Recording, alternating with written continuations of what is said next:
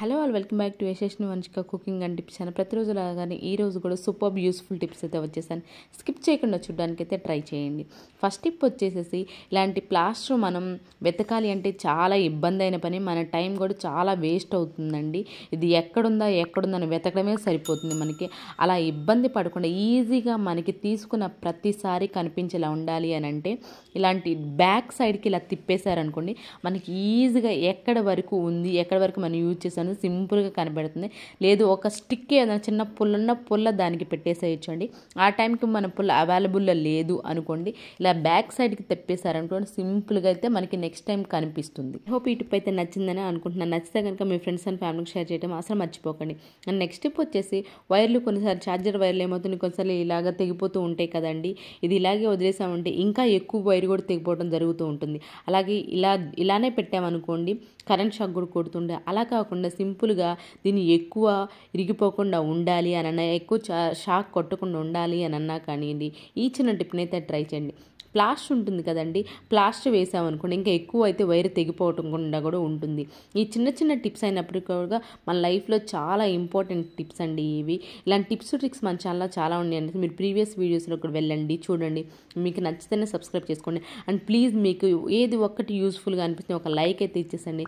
మీ ఒక్క లైక్ నాకు చాలా వాల్యుబుల్ అండి. మీరు ఒక లైక్ ఇవ్వడం వల్ల వేరే వాళ్ళకైతే ఈ వీడియో సజెస్ట్ అవుతుంది కాబట్టి మీరు లైక్ ఇవ్వడం అసలు మర్చిపోకండి.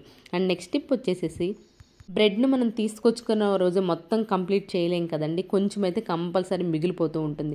దీన్ని ఇలాగే వదిలేసాము అనుకోండి, ఇది పై బ్రెడ్ అనేది గట్టి పడిపోతూ ఉంటుంది.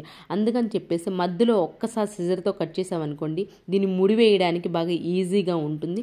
ఇప్పుడు ఇలా పెట్టేసుకున్నాం అనుకోండి, జాగ్రత్తగా ఉంటుంది. అట్ ద సేమ్ టైం పైన బ్రెడ్ అనేది గట్టి పడకుండా ఉంటుంది. ఐ హోప్ ఈ టిప్ కూడా నచ్చిందని అనుకుంటున్నాను. ఇవే కాదండి, ప్రీవియస్ వీడియోస్లో కూడా వెళ్ళండి, చూడండి.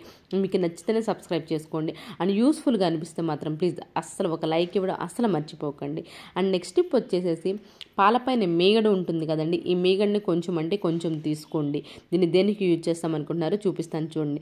దీని లోపల మన నవరత్న ఆయిల్ కానీ, లేదంటే ఆమ్లా ఉంటుంది కదండి, ఆమ్లా ఆయిల్ కానివ్వండి, లేదంటే ఇలా కొబ్బరి నూనె కానీ, ఇవి మూడింట్లో ఏది ఉన్నా యూజ్ చేసుకోవచ్చు అండి. నేను ఇక్కడ ఏమి యూజ్ చేస్తాను అంటే నవరత్న ఆయిల్ అయితే యూజ్ చేస్తున్నాను. దేనికి యూజ్ చేస్తాం అనుకుంటున్నారా, చూపిస్తానండి ఖచ్చితంగా. అండ్ మీకు ఏది బాగా నచ్చింది అనేది కూడా నా కమెంట్ బాక్స్లో కమెంట్ చేయడం అసలు మర్చిపోకండి.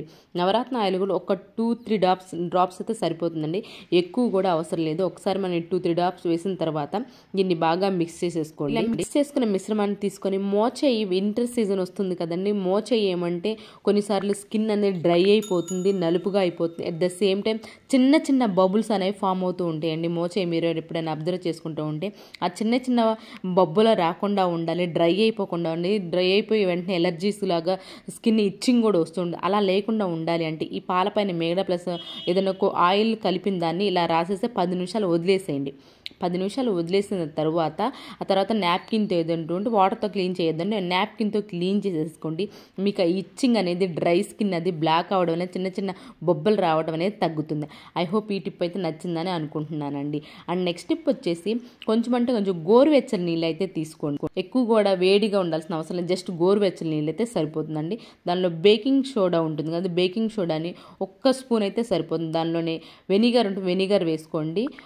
సర్ఫ్ ఎక్సెల్ మ్యాట్ లిక్విడ్ ఉంటుంది కదా, లిక్విడ్ని కూడా ఒక 1/2 స్పూన్ అయితే వేసుకోండి. దీనిలోనే కంఫర్ట్ కూడా వేసుకోండి. ఇది మంచి స్మెల్ అయితే వస్తుందండి. రెగ్యులర్గా సోఫాలు క్లీన్ చేసుకోవాలనుకున్నప్పుడు వ్యాక్యూమ్ క్లీనర్ ఉన్న వాళ్ళకి ఇదైతే అవసరం లేదండి. వ్యాక్యూమ్ క్లీనర్తో క్లీన్ చేస్తూ ఉంటారు కదా, వ్యాక్యూమ్ క్లీనర్ లేని వారు ఈ లిక్విడ్ని అయితే తయారు చేసుకొని, అలా గ్లాస్ లిడ్ ఉంటుంది కదా, ఆ గ్లాస్ లిడ్ ఉన్నది మాత్రమే తీసుకోండి. సైడ్ అనేది కొంచెం ఎత్తుగా ఉంటుంది కదండి, మీరు లిడ్కి అనేది ఈజీగా అయితే క్లీన్ అయిపోతుందండి. ఇలా నాప్కిన్ తీసుకొని ఒక కర్చీఫ్ ఏదైనా ఉంటే ఒక్కసారి జస్ట్ ఎక్కువ పిండాల్సిన అవసరం లేదని, కొంచెం వాటర్ ఉండేటట్లే చూసుకోండి. మరీ ఎక్కువ తడి కూడా వద్దండి.